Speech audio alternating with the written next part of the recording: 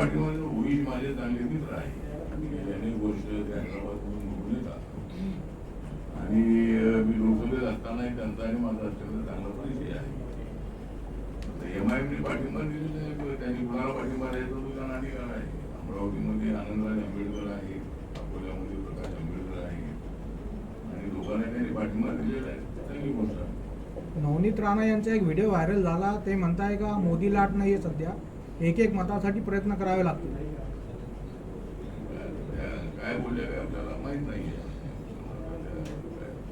मला माहित आहे का सर, गेल्या 8 वर्षामध्ये तुम्ही अनेक प्रेस घेतल्यात सर, ओपन प्रेस घेतल्या, सगळ्या पत्रकारांना मनमुक्त प्रश्न विचारू दिलेत आणि उत्तरं दिलेत, पण देशाच्या प्रधानमंत्र्यांनी अशी ओपन प्रेस घेतली नाही. सर काय वाटतं सर तुम्हाला, कसं बघता तुम्ही या कृत्याकडे? प्रधानमंत्र्यांनी ओपन प्रेस कॉन्फरन्स घेण्याची आवश्यकता नाही. ती जी भूमिका मांडतात ती आपण पाहिजे आहे. प्रेस पंतप्रधानांनीच नाही आहे. मनमोहन सिंगांनी घेतली होती. मनमोहन सिंगांनी घेतली होती प्रेस. त्यांनी घेतली म्हणून ते घेत नाही.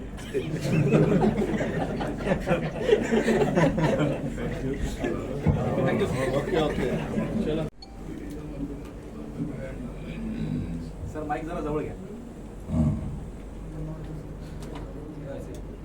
400 पार ये नरेंद्र मोदी जी का नारा, 400 पार ये नरेंद्र मोदी जी का नारा, इसलिए मैं जगा रहा हूँ भारत सारा. 400 पार का है नरेंद्र मोदी जी का नारा, इसलिए मैं और हम जगा रहे भारत सारा. आज पूरे देश में जो नेता है उसमें नरेंद्र मोदी है चमकने वाला तारा. आज जो पूरे देश में सब नेता है उसमें मोदी जी है चमकने वाला तारा. और 2024 के लोकसभा चुनाव में हम राहुल गांधी के बजाने के बाद. मात्र बऱ्याच वेळा तुम्हाला कॉम्प्रोमाइजच करावं लागतंय, नंतर अखेर चुपच बसावं लागतंय. किती दिवस सहन करायचं? कॉम्प्रोमाइज करावं लागतं, कारण राजकारणामध्ये समाजकारणामध्ये कॉम्प्रोमाइज करणं अत्यंत आवश्यक असतं. आणि कॉम्प्रोमाइज कसं करायचं हे लोकांनी माझ्यावरून शिकावं. कॉम्प्रोमाइज कसं करायचं आणि त्याच्यासोबत आम्ही असतो, त्यांची भूमिका मांडणं हे आमचं कर्तव्य आहे. मी काँग्रेससोबत असताना मी काँग्रेसची बाजू मांडलेली आहे आणि आता मोदींच्या सोबत आहे, मोदींची बाजू मांडण्याचा मी प्रयत्न करतो. त्यामुळे शिर्डीसाठी तर मी प्रयत्न केला होता, पण ती जागा एकनाथ शिंदेच्या मार्फत सोडली गेली नाही आणि त्यामुळं मला ती जागा मिळाली नाही. विखे पाटील सर तुम्हाला परवा दिवशी भेटून गेले. विखे पाटील तुम्हाला शिर्डीमधून जे पाडण्याचा प्रयत्न केला त्यावेळेस तुम्ही त्याचा काय बदला घेणार? नाही, विखे पाटलांनी मला पाडलं तसं नाही आहे. त्यामध्ये सर्व राष्ट्रवादी काँग्रेस सुद्धा त्यामध्ये सामील होती आणि माझ्याबद्दल त्या ठिकाणी असा प्रचार करण्यात आला की मी तिथे निवडून आलो तर राष्ट्रवादी ही सुरुवात केली आणि हा प्रचार गावागावामध्ये पसरवण्यात आला आणि बाळासाहेब विखे पाटील यांना हे हवं होतं की मला शिर्डी जागा मिळावी, त्यांची मागणी होती. पण त्या बदल्यामध्ये त्यांना नगरची जागा पाहिजे होती, म्हणजे साऊथ मध्ये आहे. पण त्या ठिकाणी राष्ट्रवादीची जागा असल्यामुळे त्यांनी ती जागा त्यांना सोडली नाही. त्यामुळे त्यांनी मला पाडण्याचा प्रयत्न केला प्रत्येकरित्या.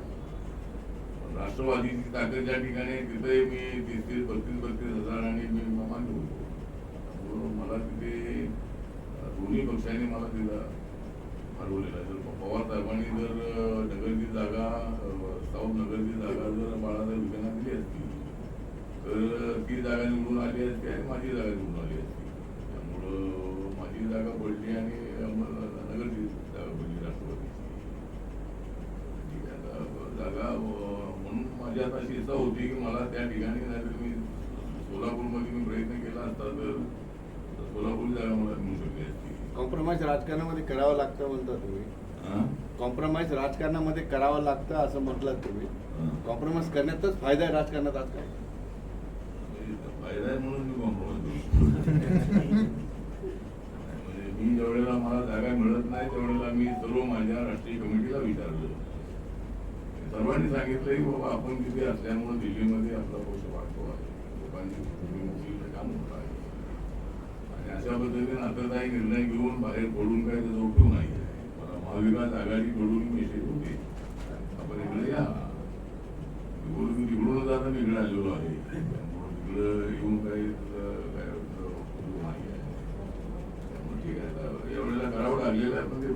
आम्ही कॉम्प्रोमाइज करत नाही. आमचा आग्रह आहे आमच्या समाजाला न्याय मिळाला पाहिजे, आमचं बजेट वाढलं पाहिजे. यावेळेला आमचं बजेट 1,59,000 कोटीच आहे. त्या बजेटमध्ये अजून आणि लोकांसाठी काम करण्याची माझी भूमिका आहे. पण इथं राज्याच्या राजकारणामध्ये अनेक लोक नाराज आहेत. अनेक पक्षांच्या युत्या जमल्याने अनेकांना उमेदवारी भेटली नाही, त्यामुळे खूप नाराजी सध्या वेव आहे. त्यांना तुम्ही कॉम्प्रोमाइजचा काय सल्ला द्याल त्यांना सगळ्यांना? कॉम्प्रोमाइजचा सल्ला हे देणार की मी सुद्धा नाराज होतो, आता मी नाराज नाही. ते नाराज होते आहेत, आता ते नाराज होऊ नये. त्यांना पुढे काहीतरी देण्याचं आश्वासन नेत्यांनी दिलेलं असावं. दिलेलं असेल, त्यांना तिकीट नाही मिळाली. प्रकाश आंबेडकर आणि आनंदराज आंबेडकर यांना एमआयएमने पाठिंबा. तरी 2024च्या निवडणुकीमध्ये या सगळ्या जागांचं एकच आहे प्रयत्न करतो. त्यामुळं आता महिला आरक्षण बिल जे पास झालेलं आहे त्या कायद्याप्रमाणे 2029 निवडणुकीत महिला आरक्षण हे लागू होणार आणि महिलांना एक सशक्त करण्याचं काम हे मोदींच्या नेतृत्वाखाली होत आहे. आम्हाला गर्व या गोष्टीचा आहे. डॉक्टर बाबासाहेब आंबेडकर हे लॉ मिनिस्टर असताना बाबासाहेब आंबेडकरांनी हिंदू कोड बिल पार्लमेंटमध्ये मांडलं. बाबासाहेब पंडित जवाहरलाल नेहरूंच्या मंत्रिमंडळामध्ये राष्ट्रीय गव्हर्नमेंट होतं, नॅशनल गव्हर्नमेंट होतं आणि त्यावेळेला बाबासाहेब आंबेडकरांची भूमिका हीच होती की महिला ब्राह्मण असेल, मराठा असेल, जैन असेल, मुस्लिम असेल, हिंदू असेल, दलित असेल, आदिवासी असेल किंवा कुठल्याही जातीची धर्माची महिला असेल, तिला समान न्याय मिळाला पाहिजे. तिच्यावर होणारा जो अन्याय आहे तो अन्याय दूर झाला. महिलांकडे पाहण्याचा दृष्टिकोन बदलला पाहिजे आणि महिलांना त्यांचे हक्क दिले पाहिजेत म्हणून हिंदू कोड बिल पार्लमेंटमध्ये बाबासाहेबांनी आणलं. पण पार्लमेंटमध्ये ते बिल पास होऊ शकलं नाही. त्यावेळेला सर्व पक्षाच्या अनेक खासदारांनी त्याचा विरोध केल्यामुळे बाबासाहेब आंबेडकरांनी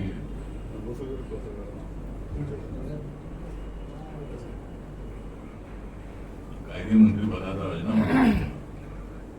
त्यामुळं बाबासाहेबांचे स्वप्न त्या महिला आरक्षण बिलाच्या नंतर साकार झाले आणि याच्या अगोदर 2-3 वेळेला हे बिल अनेक वेळेला संसदेमध्ये आलं. त्यावेळेला आम्ही लोकसभेमध्ये होतो. समाजवादी पक्षाच्या आणि राष्ट्रीय जनता दलाच्या नेत्यांनी खासदारांनी ते बिल 3-4 वेळा फाडले होते. त्यामुळे ते बिल काय पास होऊ शकलं नाही. नरेंद्र मोदी यांनी योग्य वेळ साधली आणि या वेळेला बिल आणल्यानंतर कुठल्याच पक्षाने विरोध केला. सगळ्या पक्षांचा व्यापार म्हणतो महिला आरक्षणाला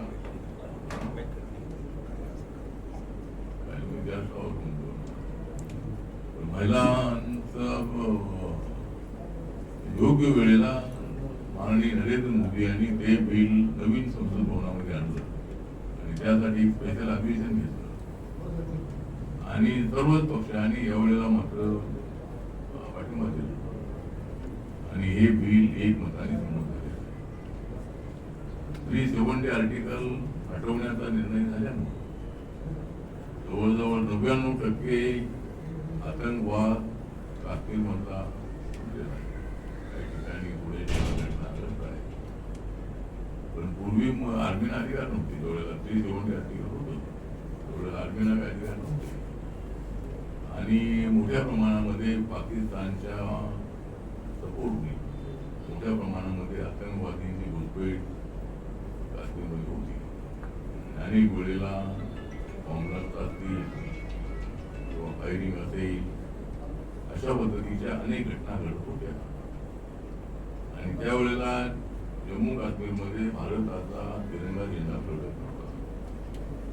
370 आर्टिकल तिथे असल्यामुळे जम्मू काश्मीरसाठी वेगळी कॉन्स्टिट्यूशन होती आणि नरेंद्र मोदी यांनी 370 कलम हटवल्यानंतर या ठिकाणी बाबासाहेब आंबेडकरांनी दिलेलं संविधान लागू झालेलं.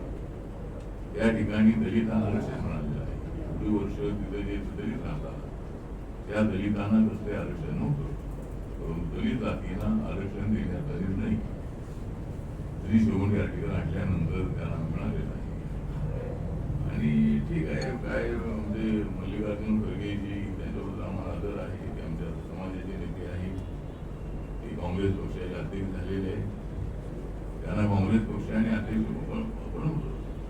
ज्यावेळेला कर्नाटकमध्ये त्यांना मुख्यमंत्री बनवण्याची संधी अनेक वेळेला आली, की त्या कर्नाटकमध्ये नेतृत्व होते, त्यावेळेला त्यांना मुख्यमंत्री पद मात्र त्यांना दिलं नाही. पण आता त्यांनी खरगे साहेबांना अध्यक्षपद दिलेलं आहे, ठीक आहे. परंतु ते म्हणतात की बाबा 370 आर्टिकल इथं त्याला सांगताय, म्हणणं असं आहे की तुम्ही जम्मू काश्मीरमध्ये जा आणि तिकडे 370 आर्टिकलची भूमिका मांडा, तिकडे जाऊन आम्ही मांडतो. देशामध्ये आम्ही यासाठी मानतो की आम्ही जम्मू काश्मीरला भारताशी कायमचं जोडलेलं आहे. अगोदर तो भारतामध्ये नक्की आहे की नाही अशा पद्धतीचा समज नव्हता. भारताचे कायदे त्यांना लागू नव्हते. आता सगळे भारताचे कायदे, देशाचं संविधान जम्मू काश्मीरमध्ये लागू आहे. आणि त्यातली जवळजवळ जगभरातले टुरिस्ट तिथं अत्यंत दिमागाने तिथे येतात. त्यांना अशी अजिबात भीती वाटत नाही. भारतातले टुरिस्ट श्रीनगरला, काश्मीरला, जम्मूला मोठ्या प्रमाणामध्ये जात आहे. आणि त्यामुळे मला असं वाटतं की 370 आर्टिकल हटवण्याचा एक मोठा निर्णय झाला. त्यानंतर 80 कोटी लोकांना गेल्या 4-4.5 वर्षापासून मोफत अन्नधान्य मिळते. आणि ते अन्नधान्य आता 80 कोटी लोकांना पुढची 5 वर्षे देण्याचा मोठा निर्णय झालेला आहे. गोरगरीब माणसाला उपाशी तापाशी होऊ नये म्हणून त्याचं पोट भरण्यासाठी 80 कोटी लोकांना त्याचा फायदा आहे. आणि म्हणजे जनधन योजनेचे अकाउंट जवळजवळ 51% योजना झालेली आहे. 46% लोकांना 46 कोटी लोकांना मुद्रा योजनेत उघडून करण्यात आहे. आता 50,000 ते 10 लाख अशा पद्धतीची बँकाच्या मार्फत करून मिळतो. पण आता ते 50,000पासून 20 लाखापर्यंत गेले. आता इलेक्शन नंतर जे मुद्रा योजनेच्या मार्फत 20 लाखापर्यंत गेले. आणि एक तर आत्मनिर्भर भारताची संकल्पना आणू. आम्ही जात होतो पुण्याला, कोल्हापूरला जात होतो, हैदराबादला जात होतो, तर ते सिंगल रोड बेंगलोरचा रोड सिंगल जातो.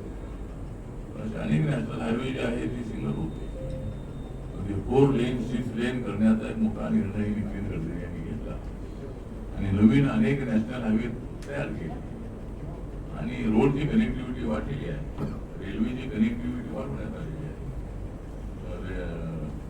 रेल्वेच्या स्टेशनांचं जे सुशोभीकरण आहे ते रिनोव्हेशन त्या ठिकाणी अनेक ठिकाणी झालेलं आहे.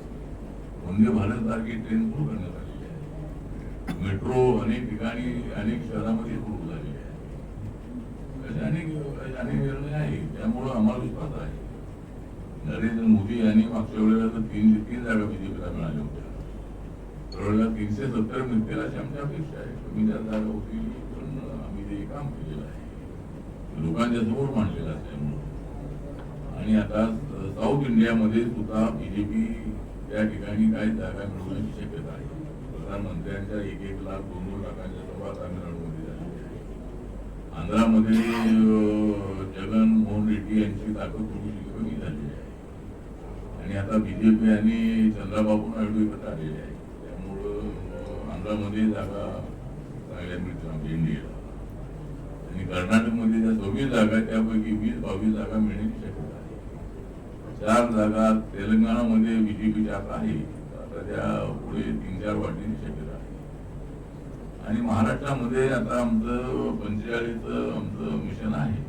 ठीक आहे, थोड्या जागा कमी जास्त होतील, पण 40 पेक्षा जास्त जागा आम्हाला मिळतील असा मला विश्वास आहे. आमच्याकडे कॅन्डिडेट अत्यंत चांगले आहे. आता आपले भुमरे साहेब आहे, त्यांना औरंगाबादची आपले संभाजीनगर जागा मिळालेली आहे. आणि चंद्रकांत खैरे आणि त्यांच्यामध्ये मोठी फाईट आहे. आणि आणि जरी फाईट असली तरी चंद्रकांत खैरे अनेक वर्ष खासदार राहिले आहे. त्यामुळं या ठिकाणी जनता ही आमच्या कुमरे साहेबांनाच नक्की पार्लमेंटमध्ये पाठवेल असा माझा विश्वास आहे. आणि माझा पक्ष महायुतीच्या पक्षांचे आहे. माझ्या पक्षाने 2 जागा मागितल्या होत्या, त्यापैकी मला एकही जागा आमच्या पक्षाला मिळाली नाही. तरी मी ताबडतोब कॉम्प्रोमाइजिंग केलं. हे आपापल्यामध्ये म्हणतात जागांना.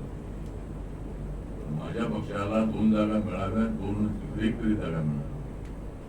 आणि शिर्डीमध्ये माझी इच्छा होती की मी लोकसभेचा तसा माणूस आहे, राज्यसभेला आहे. परंतु ती जागा मला मिळावी त्यासाठी मी प्रयत्न केले होते. आणि आपल्या देवेंद्र फडणवीस यांनी अनेक प्रयत्न केले होते, पण एकनाथ शिंदेजी आणि सदाशिव लोखंडेंसाठी ऐकायला तयार नव्हते. ते ऐकायला तयार नव्हते तर मी कशाला ऐकायला पाहिजे होतं, पण आता मला ऐकावं लागतं. तर माझ्या पक्षाने हा निर्णय घेतला. सध्याच्या परिस्थितीमध्ये कुठलाही निर्णय बदलणं योग्य नाही. आपण नरेंद्र मोदींच्या सोबत आहोत, एनडीए सोबत आपण आहोत. रिपब्लिकन पक्ष छोटा पक्ष असला तरी मी गेल्या 10 वर्षामध्ये माझा पक्ष देशाच्या कानाकोपऱ्यामध्ये मी गेलो आहे. अंदमान निकोबारमध्ये माझा पक्ष आहे, नागालँडमध्ये माझ्या पक्षाचे 2 आमदार निवडून आलेले आहेत. मेघालय असेल, आसाम असेल, मिझोराम असेल, त्रिपुरा असेल, अरुणाचल प्रदेश असेल, अशा सर्व राज्यामध्ये माझा पक्ष बाकीच्या राज्यात आहे. त्यामुळं मला असं वाटतं की आम्ही 4 पावलं मागे येऊ. आम्ही हा निर्णय घेतला. कार्यकर्त्यांची अपेक्षा ही आहे की आपण 8 वर्ष आपण राज्यमंत्री आहात, तर आपल्याला कॅबिनेट मंत्रिपद मिळावं अशी इच्छा कार्यकर्त्यांनी देशभरात आहे. आणि तशी चर्चा देवेंद्र फडणवीस यांच्यासोबत माझी आहे. आणि आपण त्यासाठी नक्की प्रयत्न करू असा विश्वास आपण त्याने आपल्याला दिलेला आहे. आणि बाकीचं एक राज्यामध्ये विस्तार होतवलेले मंत्रिपद देण्यात मान्य केलेलं आहे. एक विधान परिषद देण्याची मागणी आम्ही केलेली आहे. विधानसभेच्या 8 ते 10 जागा मिळाव्यात अशी मागणी आपण केलेली आहे. येणाऱ्या जिल्हा परिषद, महापालिका, पंचायत समितीच्या निवडणुकांमध्ये आपल्याला संधी द्यावी ही मागणी केलेली आहे. त्यानंतर महामंडळ जे आहे त्याच्यामध्ये 2 तरी महामंडळाचे चेअरमनपद आम्हाला मिळावी ही मागणी केलेली आहे.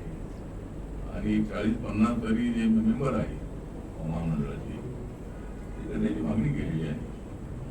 सगळ्या मागण्या आपण नक्की त्याचा विचार करू असं आश्वासन दिल्यामुळं माझ्या पक्षाने महाराष्ट्रामध्ये आणि सर्व देशामध्ये बीजेपी आणि एनडीएला पाठिंबा देण्याचा निर्णय घेतलेला आहे. आम्ही जात होतो पुण्याला, कोल्हापूरला जात होतो, हैदराबादला जात होतो, तर सिंगलच रोड असतात. बेंगलोरचा रोड सिंगल जातात. असे अनेक नॅशनल हायवे जे आहे ते सिंगल होते. 4 लेन 6 लेन करण्याचा एक मोठा निर्णय नितीन गडकरी यांनी घेतला आणि नवीन अनेक नॅशनल हायवे तयार केले. आणि रोडची कनेक्टिव्हिटी वाढलेली आहे, रेल्वेची कनेक्टिव्हिटी वाढवण्यात आलेली आहे.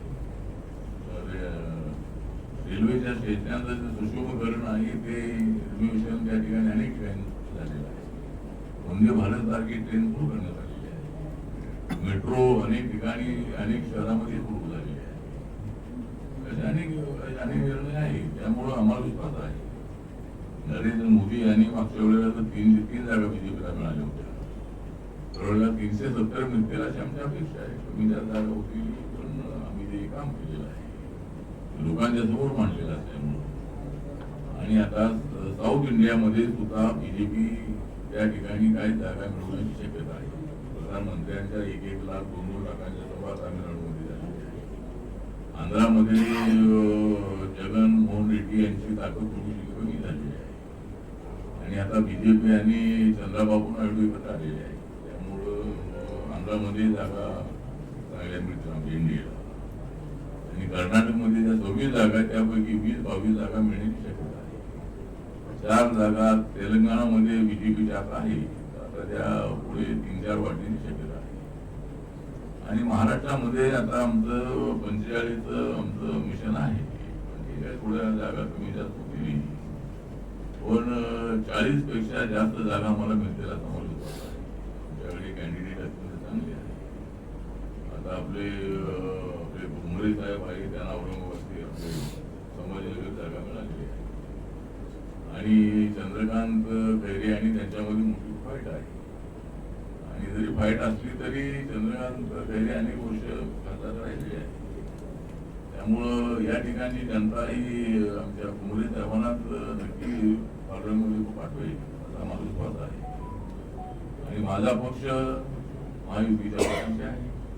माझ्या पक्षाने 2 जागा मागितल्या होत्या, त्यापैकी मला एकही जागा आमच्या पक्षाला मिळाली नाही. तरी मी ताबडतोब कॉम्प्रोमाइजिंग केलं. म्हणजे हे तर आपापल्यामध्ये म्हणतात या जागांना. माझ्या पक्षाला 2 जागा मिळाव्या, 2 एक तरी जागा मिळाव्या. आणि शिर्डीमध्ये माझी इच्छा होती की मी लोकसभेचा तसा माणूस आहे, राज्यसभेला आहे. परंतु ती जागा मला मिळावी त्यासाठी मी प्रयत्न केले होते आणि आपल्या देवेंद्र फडणवीस यांनी प्रयत्न केले होते. पण एकनाथ शिंदेजी आणि सदाशिव लोखंडेंसाठी ऐकायला तयार नव्हते. ते ऐकायला तयार नव्हते तर मी कशाला ऐकायला पाहिजे होतं. पण आता मला ऐकावं लागतं. तर माझ्या पक्षाने हा निर्णय घेतला. सध्याच्या परिस्थितीमध्ये कुठलाही निर्णय बदलणं योग्य नाही. आपण नरेंद्र मोदींच्या सोबत आहोत, एनडीए सोबत आपण आहोत. रिपब्लिकन पक्ष छोटा पक्ष असला तरी मी गेल्या 10 वर्षामध्ये माझा पक्ष देशाच्या कानाकोपऱ्यामध्ये मी गेलो आहे. अंदमान निकोबारमध्ये माझा पक्ष आहे. नागालँडमध्ये माझ्या पक्षाचे 2 आमदार निवडून आलेले आहेत. मेघालय असेल, आसाम असेल, मिझोराम असेल, त्रिपुरा असेल, अरुणाचल प्रदेश असेल, अशा सर्व राज्यामध्ये माझा पक्ष बाकीच्या राज्यात आहे. त्यामुळं मला असं वाटतं की आम्ही 4 पावलं मागे येऊ. आम्ही हा निर्णय घेतला. कार्यकर्त्यांची अपेक्षा ही आहे की आपण 8 वर्ष आपण राज्यमंत्री आहात, तर आपल्याला कॅबिनेट मंत्रिपद मिळावं अशी इच्छा कार्यकर्त्यांनी देशभरात आहे. आणि तशी चर्चा देवेंद्र फडणवीस यांच्यासोबत माझी आहे आणि आपण त्यासाठी नक्की प्रयत्न करू असा विश्वास आपण त्याने आपल्याला दिलेला आहे. आणि बाकीचं एक राज्यामध्ये विस्तार उजवलेले मंत्रिपद देण्यास मान्य केलेलं आहे. एक विधान परिषद देण्याची मागणी आम्ही केलेली आहे. विधानसभेच्या 8 ते 10 जागा मिळाव्यात अशी मागणी आपण केलेली आहे. येणाऱ्या जिल्हा परिषद, महापालिका, पंचायत समितीच्या निवडणुकांमध्ये आपल्याला संधी द्यावी ही मागणी केलेली आहे. त्यानंतर महामंडळ जे आहे त्याच्यामध्ये 2 तरी महामंडळाची चेअरमन पद आम्हाला मिळावी ही मागणी केलेली आहे. आणि 40-50 तरी जे मेंबर आहे महामंडळाची त्याची मागणी केलेली आहे. त्या सगळ्या मागण्या आपण नक्की त्याचा विचार करू असं आश्वासन दिल्यामुळं माझ्या पक्षाने महाराष्ट्रामध्ये आणि सर्व देशामध्ये बीजेपी आणि एनडीएला पाठिंबा देण्याचा निर्णय घेतलेला आहे.